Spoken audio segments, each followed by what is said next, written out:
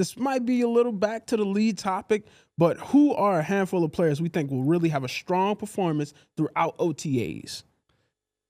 So who needs to have a strong Needs to have performance? a strong performance. needs to have a strong yeah, performance. yeah. It is a lot of the same names for me. We'll start at the top. I mean, it's obviously Trevor Penning is the first major name that I think everybody's looking at. He has to have a good training camp. He has to have a good summer. I think he just needs to set the stage and get some momentum rolling right away. I don't know how you actually prove that you're having a good, but like I think with him, it's just like, are you taking the right steps? Are you doing things in sync? Are you in rhythm? Is it confident? Is it with knowledge? Is it, all that stuff? And I think you can grade some of that stuff. And I think just anything he can do that can get a plus next to his name, he needs to be doing that stuff. Couldn't agree more. First name on my list.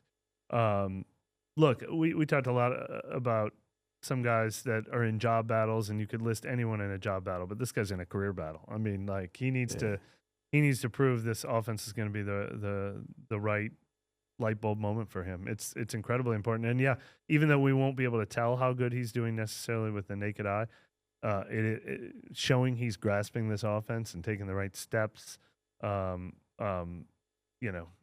making the right reads, making the right decisions, looking comfortable, all of that is important in May and June for him. I got, and same token, I got Peyton Turner and Isaiah Foskey next. Two young guys who haven't clicked yet. Obviously, it's only year 2 for Foskey, and it's year 4 for Peyton Turner.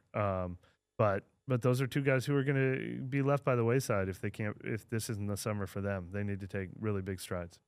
I think one for me is Alontae Taylor. I think he needs to show up and just kind of set the right tone. I think it would be really good for him to show that he's just like fully bought into that interior slot position and that he's willing to just kind of identify with it and embrace it as his role. It took him a little while last year to get to that point. He wasn't thinking that way throughout the summer. He wasn't thinking that way early in the season. And then he told us to kind of like switch for him at a certain point last year.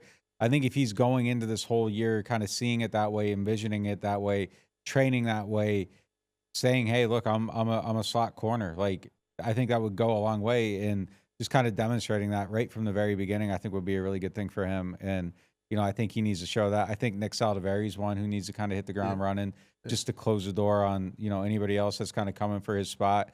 They added some vets there. So that would be a good one. I think Pete Werner, I think it's on him. I think it's imperative for him to have a good summer and make sure that Willie Gay can't get that momentum. Yeah. Malika Hudson, drafted Jalen Ford. Yeah. Nothing's being handed to Pete Werner. Nothing at all. So I think there's a lot for him. Jordan Howden's probably on my list too. He's going to get every opportunity. He might be lining up with the starters on the first day of OTAs and minicamp. He needs to prove that they don't need to dip into that veteran safety market. So he's kind of working against the clock here. He needs to look like a guy who's already taking that year 2 developmental lead. How about Derek Carr? New system. He's struggled in the new system early on. Every single time he's had a new offensive coordinator, just cut that down. Like, look good, be comfortable, be doing stuff in rhythm, all that stuff right away. I think that would be huge for him, even just to have that confidence of just feeling good in the stuff that he's doing from a very early date. Absolutely. Going back to you, Nick, the chat is agreeing with you. They're saying Nick Saldiveri sees a reason, just the offensive line in general has to have a big camp. Also, the edge rushers need to show up in camp. No question. No doubt about it. We won't see Chase Young yet, which is a disappointment, but I don't think we'll see Kool-Aid either. He just had surgery on that Jones fracture, so he's going to be out, I think, for a little bit. But we'll see him. Maybe mini camp, but that's probably pushing it. Probably more like training camp when we see him back out there doing it. So, I couldn't agree more. It's hard to judge the edge guys. There's no pads, so it's kind of hard to see. But yeah, just anything that they can do where they're being graded. Just same thing we said about Penning. Look comfortable, look confident, look like you know where you're going, look like you're playing fast and not thinking too much. All of that stuff, especially for Foskey, because those were his downfalls last summer. Yeah.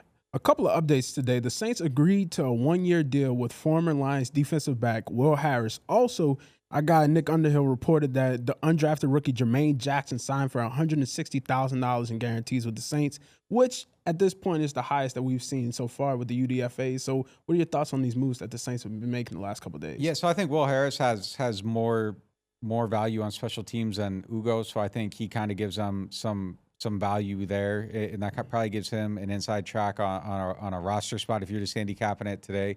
he's kind of like PJ Williams a bit. He can kind of do a lot of different stuff. Played in the slot, can do a lot of different things. So I mean, there's a lot of stuff that I think he can be able to do and just kind of give more value. So I think he has a decent chance of making the team, just as that kind of veteran safety that they tend to bring in every year that ends up making the team. Yeah, I think